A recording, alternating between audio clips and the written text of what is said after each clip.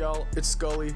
Today I'm gonna show y'all a quick tutorial on how to mix your beats, because I've had a lot of people in my DMs on Instagram, Snapchat hit me up asking me how I mix my beats and get them to like hit so well. I'm gonna be breaking down the mix on my beat I dropped last Friday called Netflix, Pierre Bourne type beat.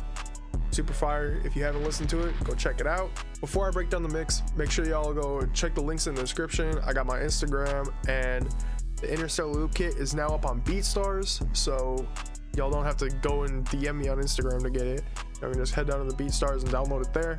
My beats are all up on my BeatStars too, so cops them. Please don't just steal them. They're not free for profit. Let's get into making this. So I'm gonna play y'all a little section of the beat so y'all can get a feel for what it sounds like. And here it is.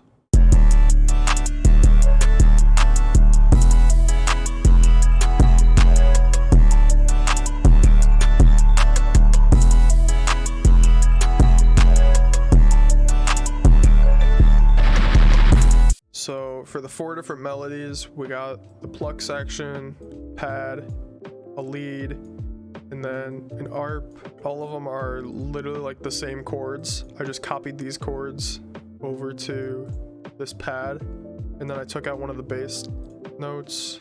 And then for the ARP, I added a note. It's mad simple. There's no reason to overcomplicate any Pierre type beats, or any beats in general.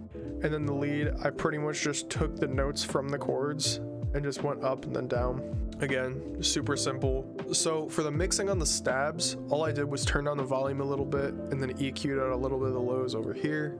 What you'll see a lot of producers do is pull up an EQ and go over to this preset, drag it in a bit, and then they'll automate the mix knob over here. So they can leave the bass in for the intro or whenever the 808s aren't playing, and then cut it out when there's 808s playing. But I didn't do that because I cut out the lows on all my melodies before exporting them.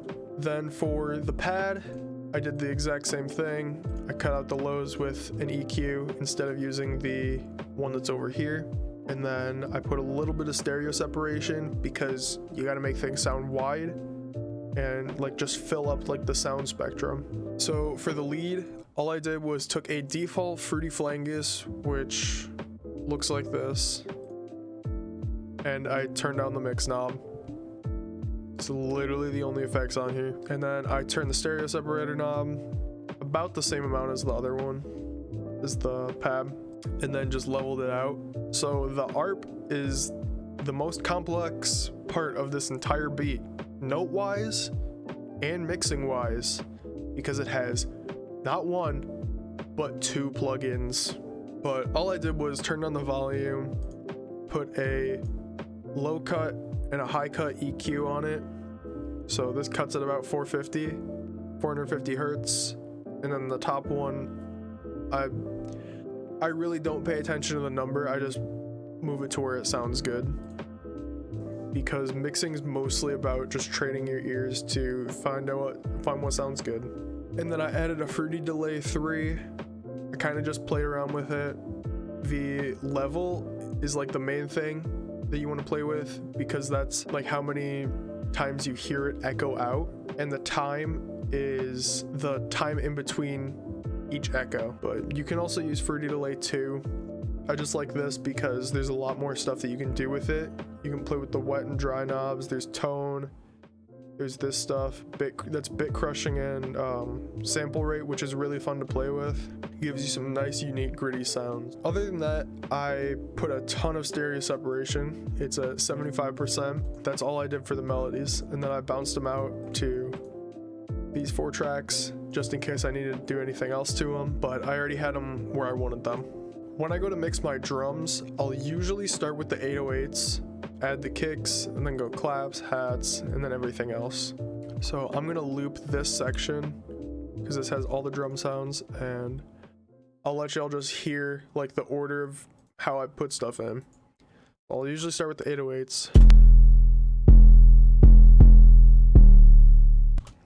And yes, they are clipping. Sue me, I don't really give a shit. Clipping means it's good. After I added the 808s, I add the kicks.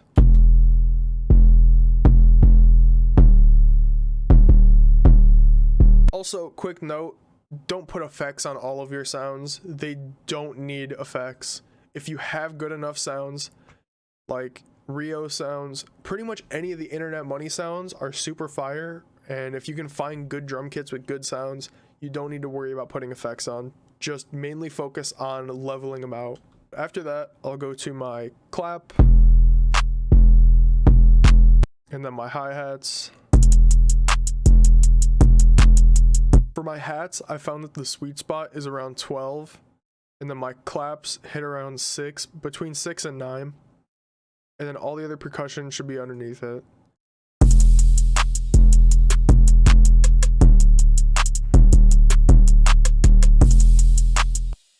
It's a super simple beat, super simple mix, because if you add too many sounds, you're just gonna completely kill all the room that there is for the vocal. That's literally all the mixing I did for the beat.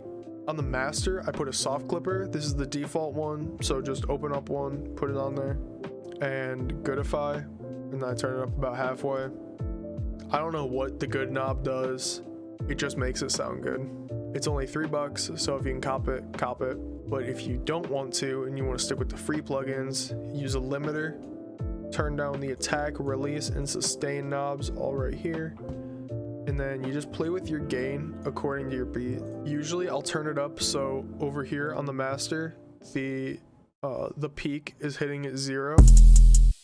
But I have to turn on the melodies as well.